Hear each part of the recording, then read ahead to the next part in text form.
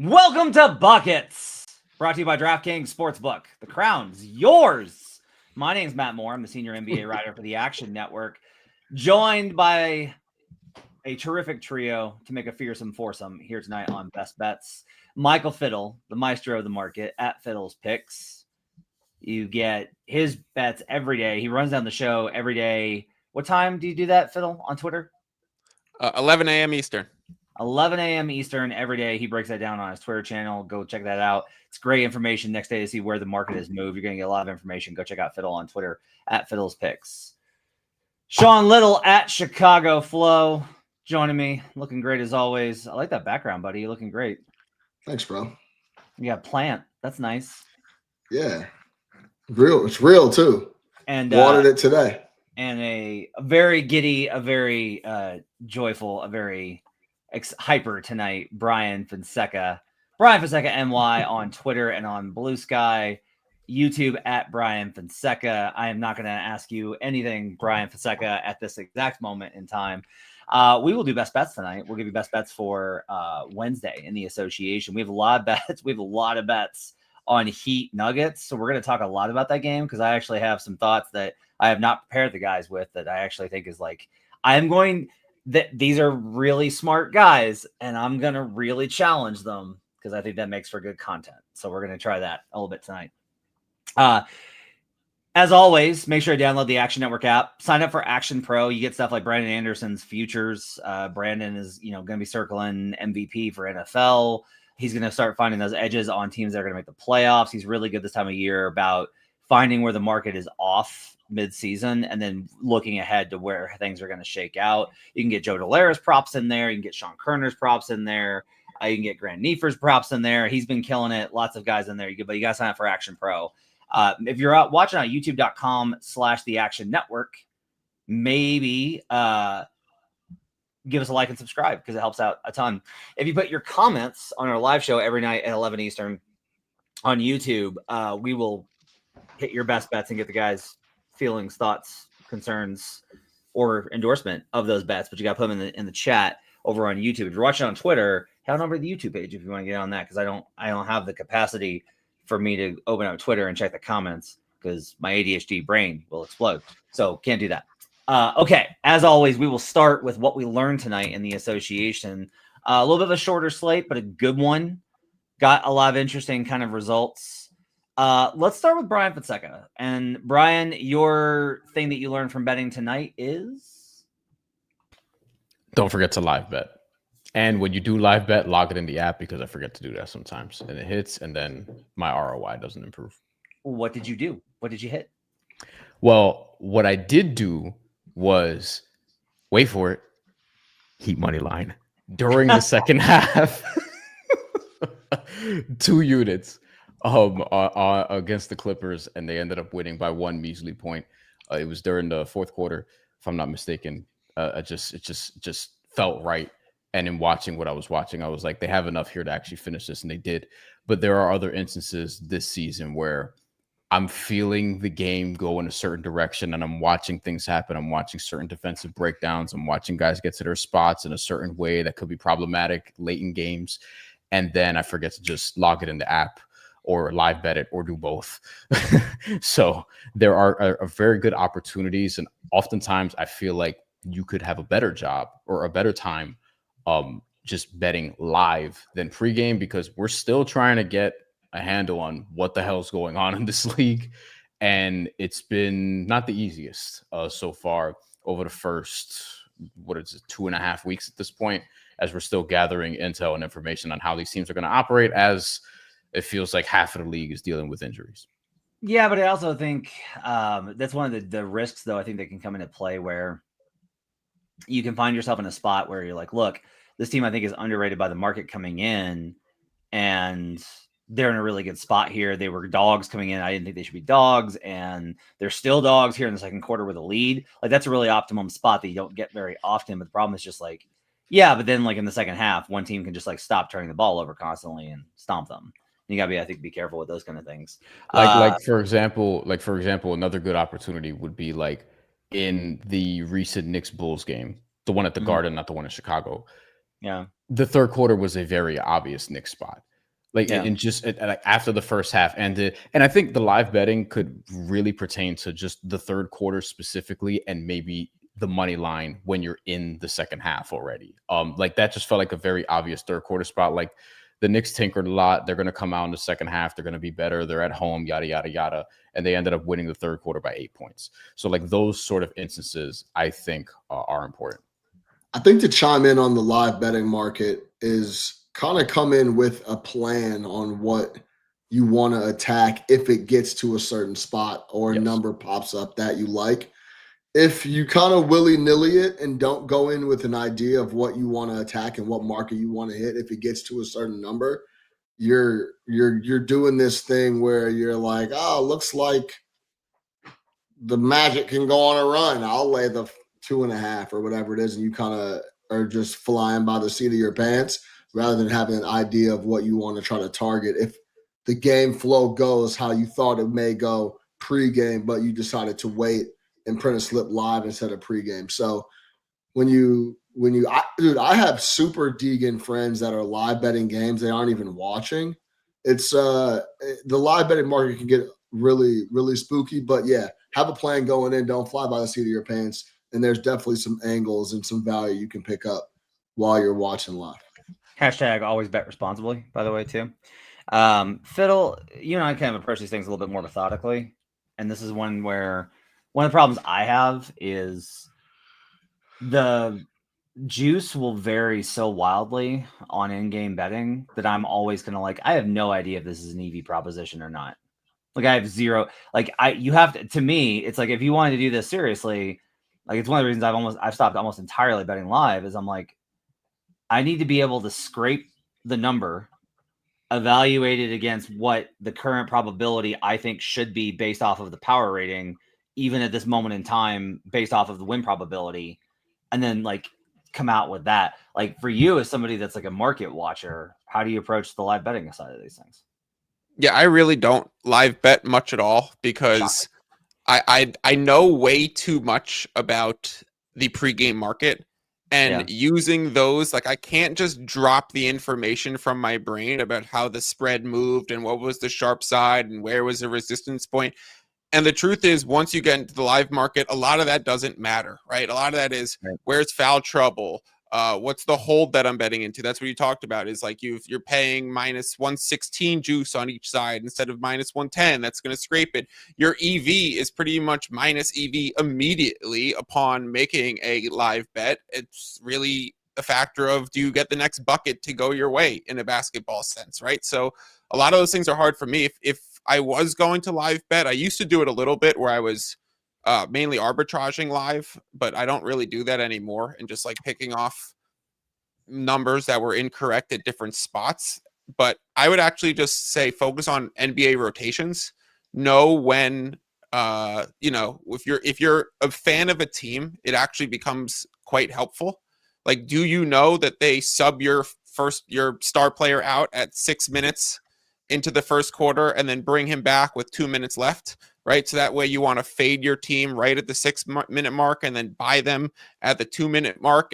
Or maybe you're even doing that from a quarter betting perspective. So if you start to learn specific teams really well and you start to learn their rotations, then you can get ahead of the substitution patterns, because you also know like the first TV timeout in the first quarter is at the 6 minute mark, and then it's the 3 minute mark. But in the second quarter, it's 9, 6, and 3. So it's like you can time when the timeout is about to happen, and you can play into rotations. So that's like the one way I could say you could try and smartly do it, but I pretty much don't. And then the one thing I want to caution against is I think a lot of people come into the live market and say, okay, well, I really wanted OKC tonight, and they were minus 12 at the start of the game, or they're minus 8.5 at the start of the game.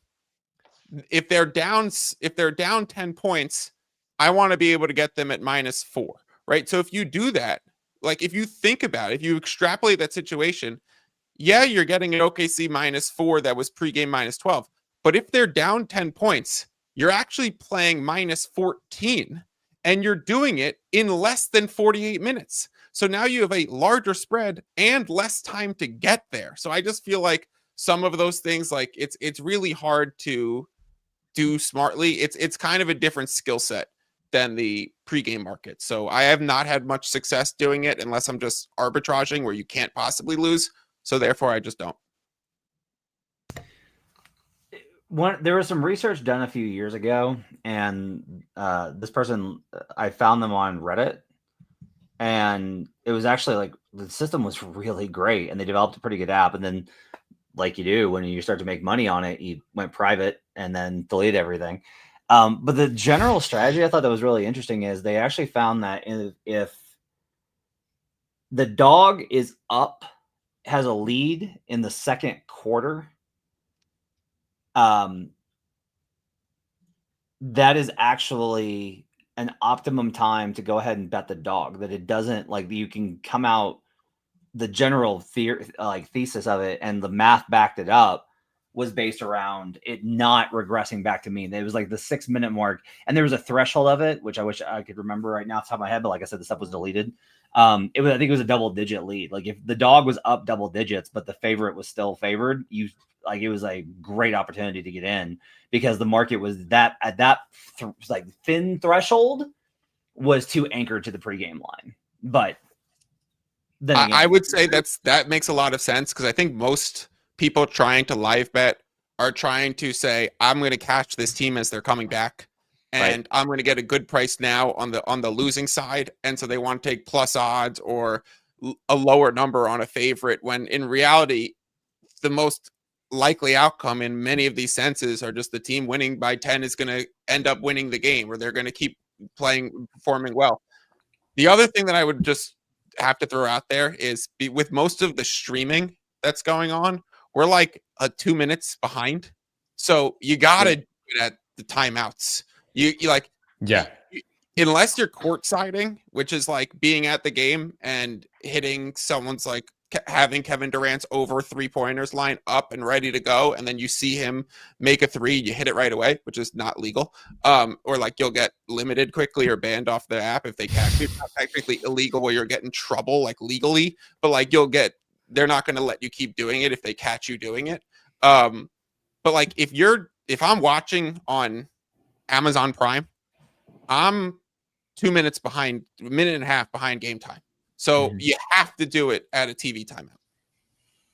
If I could add one last thing, also understanding, because Fiddle mentioned this a little bit earlier, but understanding the trends pregame in terms of, for example, 2 years ago, I would bet against the Heat a lot live in the fourth quarter, because they were a terrible fourth quarter team. They had the second worst net rating in fourth quarters, other than I think the Phoenix Suns, and they kept losing leads, and the books were late to adjust. They would be up by 10 or by 8 with 6 minutes to go, and you could still get the other team at a decent number at that point. And the trend coming into these games was Miami gets a lead, and then they can't sustain it for whatever reason, especially if Jimmy Butler is not there. And this would be a thing that happened over and over again. It would happen to the Suns as well, because they would fall apart. So those things are available. Like, you can look at how teams are performing quarter by quarter. Some teams are better in the first half at covering than they are for the full game, like the Pelicans, for example, although they did both today. Like, you can look at these things pre-game and sort of go in, as y'all said, with a game plan based on those and other metrics. Sean Little, let's change up the convo. What was the thing that you learned from betting the NBA tonight? Yeah, I got to stay off the Orlando Magic, either on them or fading them. I just got to avoid them altogether. I thought they had figured out the defensive side even a little bit. I know it was against weaker comp with Washington included in it, and Charlotte as well the last couple games, but they still looked really good defensively. Charlotte's a good offensive team, and then they go against the Atlanta squad with no Trae Young, no ball handlers, and they get absolutely torched on the offensive end. Atlanta shot, 56% from the floor, 43% from three. They just had absolutely no issue on offense. They put up 127 in the game versus Orlando. And from what I gathered by watching it, they were scrambling, just trying to figure out what to do, how to respond, and just couldn't put anything together. So I'm a big Magic guy overall. I think they will figure it out. I think they'll be a squad that makes an impact here at some point this year. But they just got a couple of things they got to get sorted, and I can't bet on them. I can't bet against them, so I'm just going to avoid them at the moment. Typically in sports betting, it's all about buying low, selling high, trying to get ahead of what people think about a certain team. I can't get ahead or behind. I can't figure out Orlando, so I just got to stay off them at the moment. Yeah, I think it's tough to kind of identify spots for teams when they're in this kind of mode, when they're really trying to figure themselves out. This is one of the things that's, I think, hard early in the season with all the changes that happen in personnel. It's not just that this is a new team, is that they have to figure out what they're doing. And there's a lot of that going around the league where they're just like, I think it's one of the reasons why the Warriors have gotten off to such a good start and they're killing the Suns tonight. I was very close to betting Suns and finally was like, no, leave it alone. This is not a good spot. I just stayed away from the slate tonight. Thank God I did, unless the Suns come back, and then in which case I knew it. But I do think the Magic overall, I think they'll be fine. You know, they had a good run where they were facing the worst defenses in the league. Before I talk about my kind of thoughts on that game, Fiddle, what was your reaction to how Hawks Magic played out tonight? Yeah, and my lesson that I learned from betting today, or just my takeaway from the day, was literally the exact opposite of my guy Sean's, which is don't ever do the don't bet list thing. And even though I was on the Magic money line tonight and took a big fat L there, you have to always be willing to bet on teams for or against, no matter how much they burn you or no matter how profitable they are. You need to always stay willing to bet for, against, over, or under any one of these teams. So you let the market dictate what's going to happen. If you could actually find the right buy point back into them, like obviously the Magic looked terrible tonight, but they won their last two games by 16 and 31 points. So they were a win away. They had a horrendous end of the first quarter and start to the second quarter. So it was really just one spurt. I didn't actually get to watch the game because the streaming right now is horrible on all. Like, I'm in New York and I'm somehow blacked out from that game. It's just like, what are we talking about? I like my NBC.com said this is restricted in your area. I'm like, what are we talking about? So I didn't get to watch any of it, but I always hesitate to do the don't bet, because if I could have a point of CLV on a Magic game tomorrow, I'll do it. Yeah, but I agree with what you're saying on the no, like the ban list and don't. I mean, yeah, if you get a price on a team and you think it's wrong, you should back them regardless. And it would probably be a good time to back Orlando. But personally, the way I've been evaluating and looking at the market, I can't figure out if there's an advantage here or not. I just, for them as a squad, I have to sit back and wait to see if what I think is actually even going to play out. They let Atlanta get to the free throw line with no ball handlers. They had 42 free throw attempts. 40 fucking 2 free throw attempts. And they gave up 46 points in the paint. Dyson Daniels did whatever he wanted in the paint. I don't know what team I'm looking at. So I do get what you're saying, but I mean, some of this too is this is why I had to build something to have a number. Yeah, just a reference point. Just to talk about it. Yeah. Let alone success rate. Just to be able to feel like I have any idea. I had to be able to have an idea of what the number should be. Because, I think you can bet the spot. Jay Monty's great at that, right, Fid?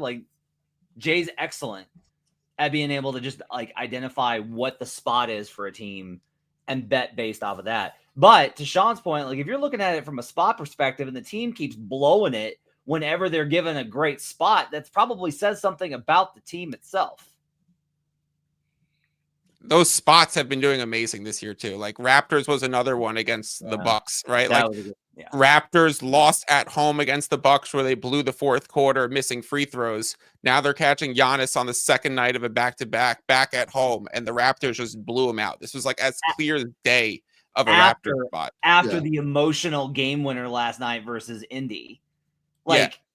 That's such a transparent letdown spot from an emotional perspective. And to Sean's point, and against mine, the market was Bucks tonight. right? Yeah. And I was on the Raptors, and I actually had a bad number on it, and it was no concern after the second quarter. But yeah, the spot tonight, and there's been many of them. Some of these spots, the Lakers against the Trailblazers, winning with nobody. The Lakers lost to the Trailblazers at home when Luka was out earlier, and they kind of got run off their crypto. And then they go into Portland, and they do it without Luka or Reeves. Bryan, I would very much like to stop the count on the Southeast Division right now, because your Miami Heat are leading that division, which we bet at 18-1 in preseason. So The Norm Powell effect, baby. My boy Norm. They're probably going to lose tomorrow because they never win in Denver, though. But they have, after this game against Denver, 10 of 13 games at home. Yeah. I'm actually really, I might have, okay, I want to talk about this, Fiddle, real quick before we do best bets, because we have a quicker show tonight, so I can squeeze this in. I want to see what the market actually is on the division right now, because of what Bryan brought up. Because, so the Heat just went on a West Coast road trip early in the season. That's a brutal, like, those trips are brutal. That's why, like, when they lose to the Lakers, I'm like, yeah, no, of course they did. Of course they lost to the Lakers. Like, it's tough. It's honestly worse for the Clippers that they didn't get that win. You got the Heat on, and it's like, oh, they didn't travel. No, but they went out in LA that night. You know that, and everyone is maintaining, like, well, it's Miami. They're from Miami. Why would they go out? I'm like, no. LA is different. LA is different if you're a professional athlete. Also, if you're an NBA player, you're going to go out. Yeah. And it's different for them. Like, they're like them going out in Los Angeles, a little bit different than if I went out in Los Angeles. So not that I don't have a good time when I'm in LA. But that's like such a terrible loss for the Clippers, but it's also like a testament to how good the Heat are. And yet we're still at plus 300 on Heat division here. And I don't want to get in more because it's like, look, I got the best price at 18. There's no reason for me to go in more. But I am just like, look, if the market continues to be like, Orlando's going to be fine. And they continue to be like, see, we said that Atlanta was going to be pretty good, even though it's like Trae Young's out. I just think that I think this Heat team is massively underrated in the market. If like this division is colored by handle and power rating and is not accurate, because I do not think that Miami should be this far off of the other two teams. I have them above Atlanta, and I haven't done like an update I'm going to wait until 8 games in, but I'm going to bet that it's going to come out with even with a 10% of this current season information. I'm going to come in with the Heat higher than Orlando right now. So yeah, like Fiddle, like I don't think I don't think the Heat are being priced appropriately here at plus 300. I think that's totally fair to say. I have them exactly power rated the same level as Atlanta. I do have them prior to tonight's game, so we'll update that after all the stats populate for tonight's games tomorrow. But I had it prior to the Orlando loss. I still had Orlando 5.2 ahead of the Miami Heat. But if the perspective is we have to find the sell point on Orlando at a good price, and there is a buy point on our it's totally fine. Okay. All right. We're gonna do some best bets. Got some good ones for you tonight. We'll do 3 stars, 2 stars, and 1 stars from all the fellows. No bets from me tonight, so we can keep the show rolling. I'll have a full card on actionnetwork.com and the Action Network app tomorrow. You can check out with all my analysis. So we'll get to that. But first, the Buckets podcast has teamed up with DraftKings Sportsbook, where new customers can bet $5 and get $300 back in bonus bets if your bet wins, and 3 months of NBA League Pass. Love the thrill of live betting? DraftKings has got you covered. Bet live on star player props and in-progress games right as they happen. To get started, use promo code BUCKETSNBA when signing up with DraftKings. Again, use code BUCKETSNBA when signing up and bet $5 to get $300 back in bonus bets if your bet wins. Plus 3 months of NBA League Pass. The crown is yours. I actually very much like doing the DraftKings read. because I get the opportunity to change the emphasis on the syllable every single time I say the crown is yours. So I've done the crown is yours.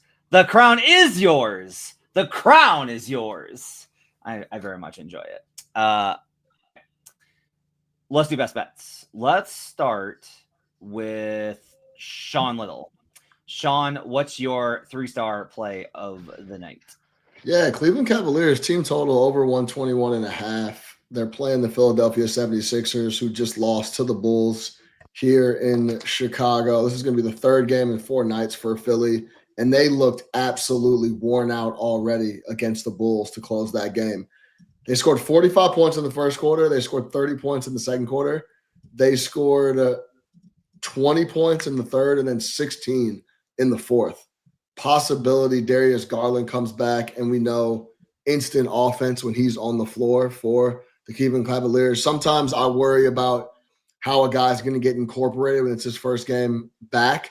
I think this would be a really good spot for him to come back against a tired-ish Philadelphia 76ers squad who hasn't had the best time guarding top backcourts as well. So Garland getting back, the playmaking he would bring and the shot making, I love. Potentially see Sam Merrill back as well. He's also a game time decision. He hasn't played the last 3 games, hasn't played since Detroit, I believe, on 10/27. So I think this is a good spot for the Cavs to get some offensive focused guys back, some ball handlers, some playmakers against a tired-ish Philly team that looked bad against them. If you take Maxi's points off the board in the second half, I believe they scored 17 points, everybody else combined, in the last 2 frames. So I think this is just a good spot for Cleveland to put up a big number. They haven't cracked 120 outside of playing the Nets this year. I think it's a good spot for them to put up a big number at home against a tired Philadelphia 76ers team. 3rd straight road game, like I mentioned, 3 in 4 days. And the Cavs have been at home chilling, waiting, coming off a rest advantage as well. Cavs team total over 121.5. I got this 120 on the dot, but if we assume that that Darius Garland is worth X amount to their offensive point total, which probably I think is reasonable, especially, I don't love the spot for the Sixers. 3rd and 4 back-to-back coming off of blowing a big lead to Chicago, like road back-to-back. Garland's debut, not a great spot here. And if it's not a great spot, then obviously the defense will go. And hey, Embiid's not going to play, right? So if he's not going to play, then they'll get up and down the floor. Can't hate on this at all. Fiddle, you have any thoughts on this one? I like this spot. I actually really agree with this. If you get Sam Merrill back and Garland back, you should have the shooting back. Cleveland's been trying to play the same way without them. And so you're seeing a lot of Mobley, a lot of Nance threes. So you just need to bring back those shooters. So I actually do like this. And Philadelphia is just playing so fast. Bryan, you were shaking your head emphatically. I totally agree. Like I told you before, I don't like the way Cleveland's looked so far this season, just in totality, because of what Fiddle said. Like they're trying to play, like Kenny Atkinson's trying to do the same thing, but with different guys. And it makes their depth look weak. And I think once they get whole and they're getting closer to that, now we're going to see a little bit of a more complete team. Sixers on a back-to-back, as you said, they have another back-to-back later this week. So there's probably going to be some level of management, even though they have the 2 days of rest in between, which is just weird scheduling. But yeah, I like this as well. I'm taking a brief break to answer this question, which random question from Antonio Esparza, live with us on YouTube, is random question about OKC are down 10 after 1. Thoughts on OKC minus 113 live? So I was tracking this. Like, this is right in that window I was talking about earlier on live betting, which is like, hey, the favorite is down double digits. The dog actually has value here. However, under no circumstances am I suggesting that you bet the Los Angeles Clippers against the Oklahoma City Thunder, no less. Phil, I think the conversation is interesting. To me, it's like I want to time it where I want to hit a timeout where the idea is to stop the break, because OKC in particular does not get stopped by breaks. Like, you can call timeout and they will just continue the run. and they're such a good second half team and have been over the last couple of years. Like that's my read on it, is to wait until third quarter. And because by then it'll either be too late because it'll be 30 or whatever, or you'll be able to sense that the OKC is coming back, even if it costs you, I don't know, 20 cents, 30 cents on this. Yeah, I'm looking at the rotations now. James Harden and Zubac are going to be sitting for the first 5 minutes of the second quarter, so they should be checking in with 6 minutes left. So if any time, it's probably now at a buy point for OKC, but I still wouldn't do it because like now they were 8.5 and Clippers resistance at 8.5. I had a good OKC -4.5 going into the day and beat the Kawhi news. I played all of it back at Clippers +8.5, which I normally don't drop the CLV and give up the EV. I played all of it back because I was like, there's some serious resistance once it was repriced. Clippers have a great home court advantage too. Like I know OKC has one of the best ones. Denver has a strong one. We'll talk about that game soon. But Clippers and the Wall and is a great home court advantage, and they have so much experience without Kawhi Leonard, and they match up really well with this OKC team. So I wouldn't, even though I think the buy points now, I wouldn't do it. Sean, you got thoughts? I mean, it's tough. I liked the spot when I thought Kawhi was going to play. I gave out +4.5 yesterday on the show for my 2-star. He gets ruled out of nowhere. I didn't even realize that was even a possibility, so that's tough. But cool. We talked about you had a crazy stat. Me and you did a show preseason. I don't know if you remember this off the top of your head, but the Thunder were covering the closing line after they were down at half. Yes, at like a 50% clip or something. Like it was they just like way better than that. It was like they were like above 500. They were way above 500, covering the closing line when down at halftime. Which is nuts. So I mean, we've seen this squad just turn it on in the second half and just swallow folks up. It'd be tough to fade those guys, but if you're watching the game and you feel like this is a spot where the Clippers can hang on, and you want to go with kind of that system that MattMoore laid out, I think go for it. I think there's a lot more feel. Like, I'm going to tell you right now. Look, you can do it with another team. Go find your ass a spot to do this. It's not the Los Angeles Clippers. It's true. I think a lot of the things that we talked about in the live betting market, I think a lot of the things that Fiddle was mentioning on why he avoids it, and some of the things you were mentioning on why you've completely removed it, is it's a lot of narrative feel stuff going on as you're watching. Yeah. So if that's not your style and how you like to go about printing slips, then it's going to be tough for you to get into the live market. But if you're more comfortable with that, then you got to trust your gut, I guess, in what you're seeing with your eyes and what you're evaluating compared to what was happening pre-market and close before tip. Bryan? My pre-game bet on the game guide was Clippers first half, OKC full game. So that was +460. There you go. I have no the way they close games out is pretty crazy. So, and this is tried and true the last 3 seasons. So, okay, let's keep going with best bets. Let's go to Fonseca and let's go with his 3-star bet. What's your 3-star tonight, Bryan? Jaime Jaquez, we are back over 19.5 PRA, way down from 22.5 last time. Norman Powell, maybe you could say, got in the way of this, but really this was Jaime Jaquez. If you just watched the game, he just didn't have the same juice offensively. And, you know, with Kawhi Leonard and Chris Dunn and Derrick Jones Jr. guarding you for a majority of the night, it's difficult, especially when you really can't hit a 3-point shot. However, he's gotten over this 6 times this year. So basically every game up until the last one, where even with the line that he was close. He had 17 or 18 PRA despite struggling. In this new offense, the Heat are playing legitimately the fastest in the NBA. 8 more possessions per 48 minutes. So there's just more opportunity. This is probably something that's going to come back up with a couple of our bets as we talk about this. this still feels like an over spot for Jaime Jaquez and a buy low spot as well, because the PRA numbers just been a little bit higher, but he's had some games even with Norman Powell there where he's in that 17-5-5 sort of territory, right? So as long as he's getting into the paint and they're still playing at this relentless pace, he should be able to get there, and he's getting enough rebounds and assists to get there. I will have concerns if he sees a lot of Aaron Gordon, but he comes off the bench. So I think ultimately it'll be a fine matchup for him, one that should produce a lot of points. And if he hits a three-pointer for once, even better. That's probably the only thing that he's not doing well offensively on a consistent basis. I worry. Do you know the difference between the PA and the PRA? The PRA is 19.5. The PA is probably, I'm going to check right now. It's probably going to be in that 14, 15.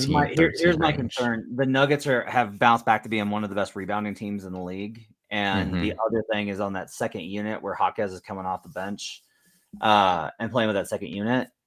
Bruce Brown has been an absolute dog at home, grabbing those rebounds and going up the floor. So 14.5. Yeah.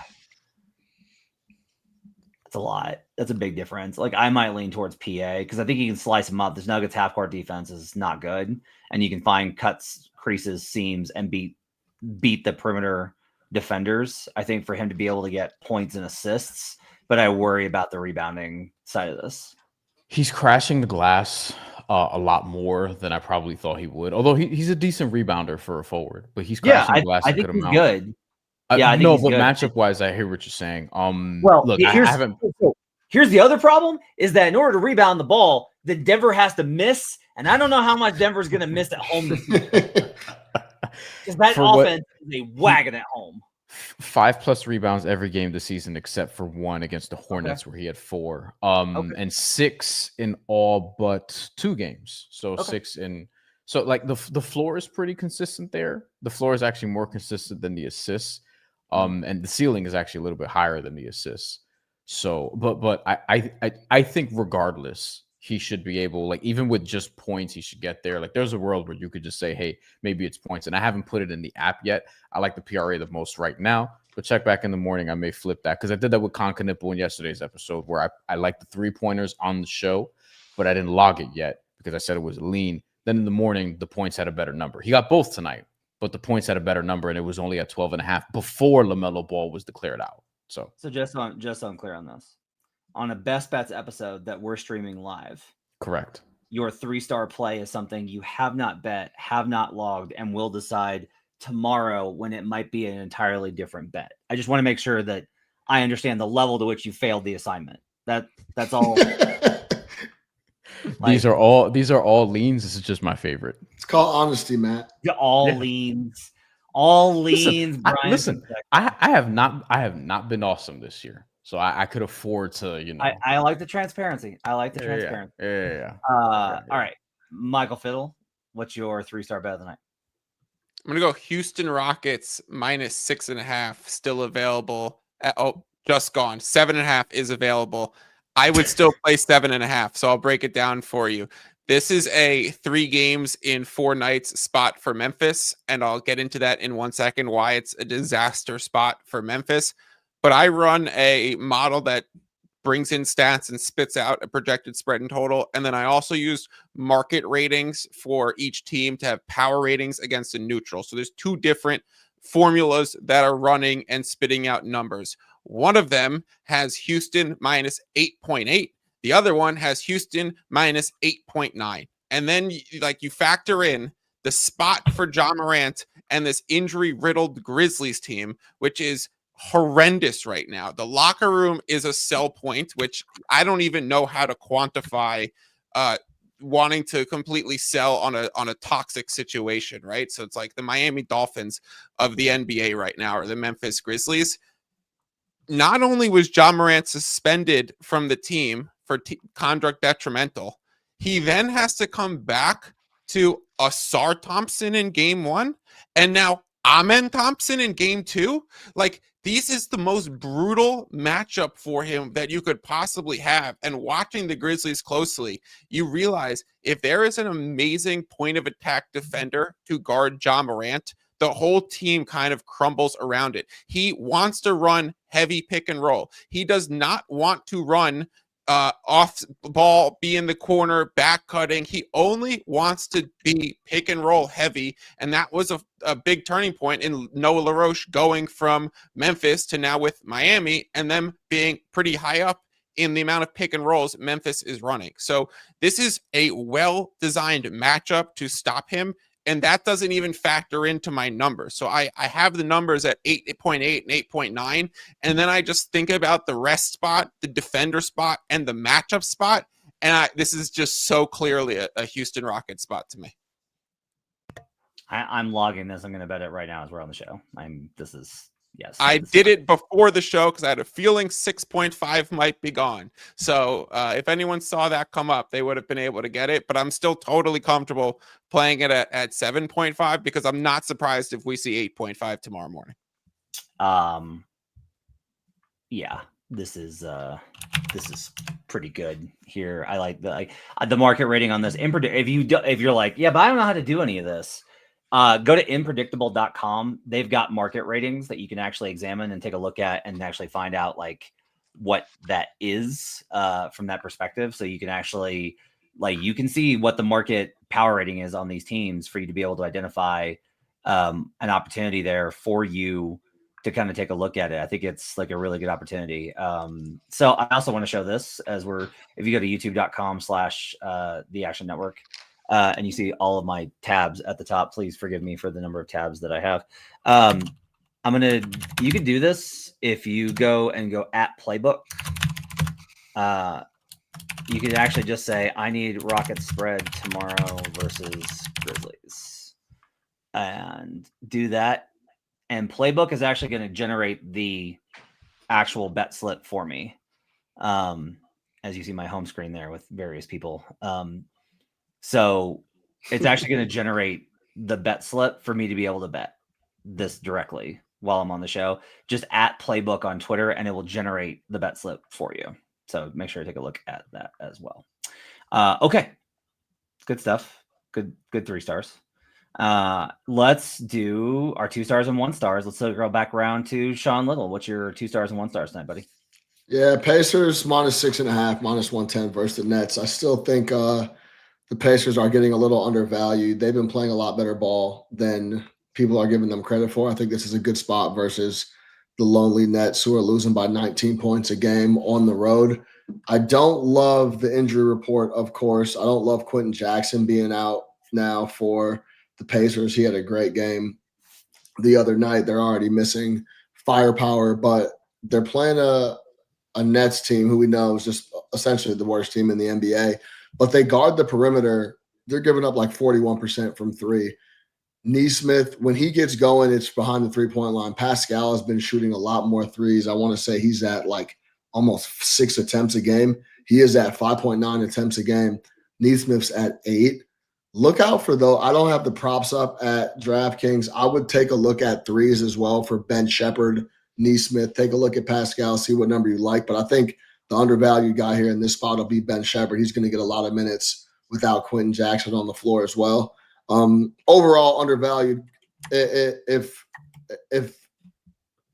anything in this spot, I think the Pacers are just overall a better coach team, a little more firepower offensively. And if they continue to guard the perimeter like they have been, the Nets, I think there could be a lot of success here for the Pacers. So I'll lay the 6.5 versus Brooklyn.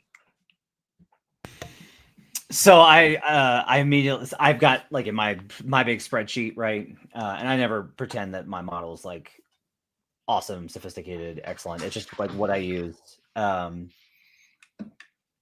But it's got like a differential, right, between where I'm at and where the spread is, with little like color markers to be like, oh, hey, you should pay attention to this one. And when it popped in green, I was like, oh, hey, I make this line because of the Pacers injuries. I make this Pacers -3.5. I cannot bet on the Brooklyn Nets under no circumstances. Like Fiddle, surely you understand why even I cannot bet that number despite this showing value according to like my process. That makes sense. Yes. The coach literally came out and said, I don't know how to get this group to play hard. Yeah. That's pretty bad. If they win. And it's just the last two games, I think, too, for the Pacers. They've just looked really good. They've been at home. They played. They're still playing so hard, man. Pascal, Pascal was such a dog in that Bucks game, man. Like he was battling. I feel so damn bad for that team. All right, what's your 1 star? This is purely off they've earned it. The Los Angeles Lakers -2.5. I don't give a fuck who plays. I don't care who's on the injury report, who's off. I'll take the Lakers -2.5 versus the Spurs, even though I do love what the Spurs have been doing, of course, just like everybody else. But the Lakers just no Luka, no Reeves. Rui comes up, shows up, does his thing. Some guys are expected back. So, yeah, I'll just lay it blindly here with the Spurs. But it's my 1 star. But, I mean, what J.J. Redick and those guys have been able to put together when guys are going down, they've just been able to figure it out on the fly. So I got to respect it. Sold me. You sold me on it. I made this 6.7. I'm still a little behind on Spurs. I'm just like, I am a little bit like wondering if they're going to come back down to earth a little bit after that hot start where it was like, man, like the Spurs and Wembanyama and all these types of things. And I'm just going to like, I don't know about, there's probably going to be a little bit more regression here to come, especially with Harper out. That's a real bummer. Like Harper was really good for them. So I will go ahead and I will tell you here on the Action Network app. This is one that I actively bet myself too, Sean. So definitely agree here. And that 2.5 is only hanging out there because Reeves is questionable with the groin. Like if Reeves is active, this is at least 3.5, and I think it's a nice Lakers spot as well. Okay, just go ahead and add that one. I need to charge my phone, as you can see on YouTube.com. Bryan, if anybody was wondering, Maxi Kleber is still out. So okay, all right, good update. As for the 900th day in a row. The Oklahoma City Thunder are down 4 points to the Los Angeles Clippers, by the way. Bryan Fonseca, your 2 stars and 1 stars tonight. Jokic triple-double. We had the rebounds earlier, but we ended up modifying that to triple-double, so we'll go with that, which is did we modify it? Did we do that? about even money.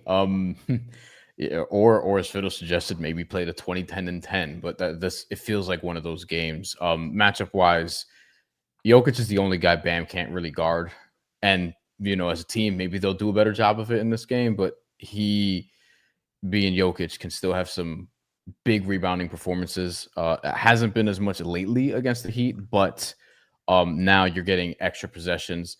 The Nuggets are actually like lower in pace in the NBA so far this year, but they're actually playing a little bit faster, like slight bit faster than last year, just in terms of pace. But the Heat are really making the difference there. They're getting 8 more possessions per 48 minutes. With Jokic and the triple doubles, no shit. Obviously, he tends to do this every now and again. He can walk into a triple double, but also specifically in this game, since we're expecting points, the playmaking opportunities will be there. The rebounding opportunities are definitely going to be there because you can get rebounds on the Heat if you're just huge. Zubats had 18 against them. Karl Anthony Towns had a bunch also of roughly the same number when they played the Heat not that long ago. Jokic obviously profiles as somebody who can do that. And then points, we don't even got to talk about it. Why not? He's absolutely going to get at least 10 and definitely a lot more than that. 1 star. We'll take a shot at Neemias Queta. I should have probably bumped this up to another star, but Neemias Queta, a double-double at plus 430. This is a long shot. This is a sprinkle, and this is something I will almost definitely log in the app as soon as we're done here. They're playing the Washington Wizards. The Wizards are basically around the bottom 5 in paint points. They give up the most rebounds per game, and per 100 possessions, they give up the 5th or 6th most rebounds in the NBA. Neemias Queta only has 1 double-double so far this year, which is mildly surprising. Felt like he could get more than that, but I think this is a good spot to sprinkle on, just a long shot. If he can get hopefully to that 25-ish minute mark, we should be within range. And I like the number a lot in this particular matchup where I think we can get points, but I know we could at least get a very soft defense on the interior. The Wizards are not very good there yet. Do you know this is a Wizards Hives rant for me? This is a good play, and the reason it's a good play is because the Celtics play fast, and the Wizards let you play fast, and they try and play fast back at you, which means you get run out dunks. The Wizards, I am not shitting you. The Wizards are 15th in half court defense right now. When they slow down, they're good. That's amazing. But in part, I think because they're tanking and they're like, go out there and get your cardio in, guys. But if they actually just like slow, when they actually get into their sets, I'm oftentimes like, that's a good shot. That's a good shot. That's a good shot. When they just start running up and down the floor and just start yucking up Pujits, pull up jumpers in transition, my soul dies. Makes me very upset. Okay, so you're on the Jokic triple-double. We're on the Jaquez over PRA. Fiddle, what's your 2-star? Don't give me your 1-star yet. What's your 2-star? Because I want to talk about this real quick. It's the Denver Nuggets Miami Heat over. I think the best number you can find right now is 242.5. Let me pull that up real quick. 242.5 is best number, but I would still play that. I think it's going to close north of 243. So yeah, I love the over in this game. We've talked about Miami having the fastest pace in the NBA. We've talked about the Denver offense being a wagon at home. We've talked about the altitude. We haven't talked about this spot is 3 games and 4 nights for Miami into the altitude. So it's probably just going to be some weaker defense. And the way that Denver is going to try and capitalize on that is really running on them in transition. And so the Miami Heat offense is they're calling no plays and they're doing the whole freestyle basketball thing and Bam shooting 7 threes a night. So if we just combine all those factors, this is going to be looking like an all-star game, but with Davion Mitchell and Jaime Jaquez and some non-all-stars out there. But they're going to look like all-stars in the box score tomorrow night. So definitely an over spot. This is going to be maybe one of the fastest games we've seen this season.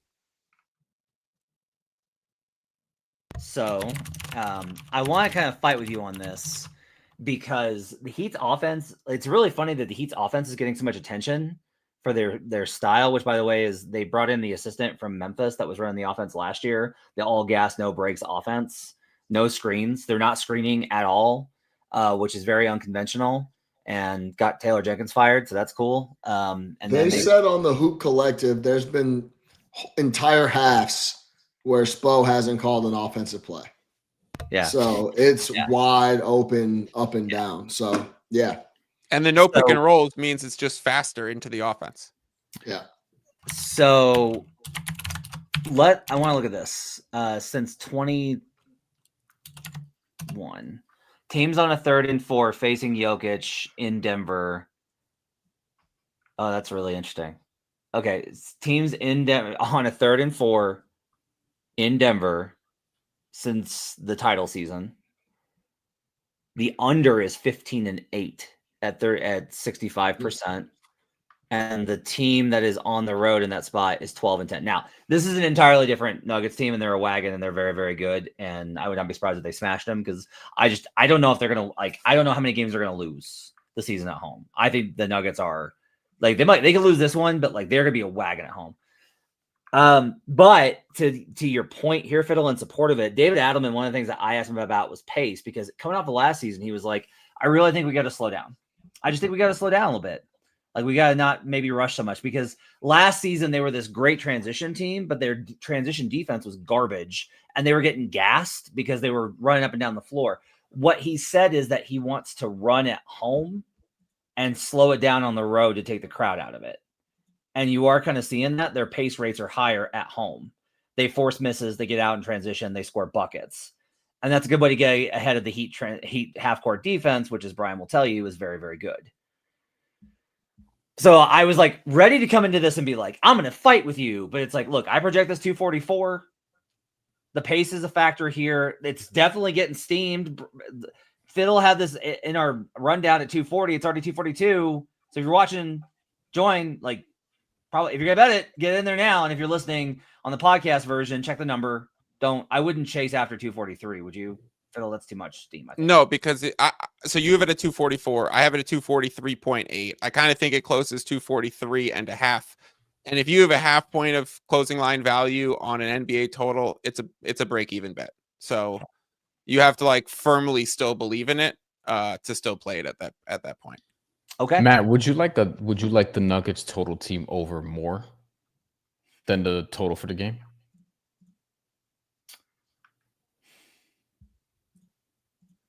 No, because there's a game script here where the Nuggets were sloppier the other night than they have been. Their turnover rate's been very low. I keep waiting for the game where they look more like themselves and start turning the ball over. And Miami could be that team that just speeds them up and then they start turning the ball over.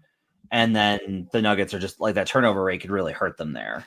So that is a reason not to kind of get in on the Nuggets team total over. I don't think 125.5 on DraftKings for what it's worth. Yeah, that's too. I don't want to tie. Even with the pace, like the Heat are a good defense. They're just playing fast. They're trying to play. Right. They're trying to play super fast, good defense, which is very difficult. But if you pull it off, it's awesome. It's really defense is still third in the NBA right now, but it is that because of the pace. Like they just have more opportunities to get stops. Yeah. All right. The best bets from the fellows tonight. Cavaliers team total over 121.5 is a 3-star from Sean Little. He likes the Pacers -6.5 and the Los Angeles Lakers -2.5. Bryan Fonseca likes Jaime Jaquez over 19.5 PRA. Nikola Jokic, he actually likes the triple-double there, not the rebounds, because he's a jerk and keeps changing it last second on me. And Neemias Queta, double-double for the Celtics. Michael Fiddle likes Rockets -6.5. This is now 7.5. Denver, Miami over 240.5. It's at now 242.5. What's your cap on Denver -8.5, Fid? Just the horrible spot for Miami. 3 games, 4 nights going into altitude. So numbers wise, I had it at 9.1. And so I just think you add on the spot to that, and it's just probably even worse than that. So not going to be surprised here if Denver kind of runs them out. All right. For our DraftKings bet of the night, you can get a SGP promo on DraftKings Sportsbook. And we got a good one for you here, which is the over 241.5 or 242.5 now. The Nuggets money line. Nikola Jokic triple-double, yes. And an under on Jamal Murray 21.5 points. Fiddle, that's seen steam in the market? I have it as an edge, and I'm not surprised with that. He's dealt with the calf strain, and now he's got off-night Davion Mitchell on him. So I have it as something that's likely going to catch some steam. Sean, what leg is going to kill us here?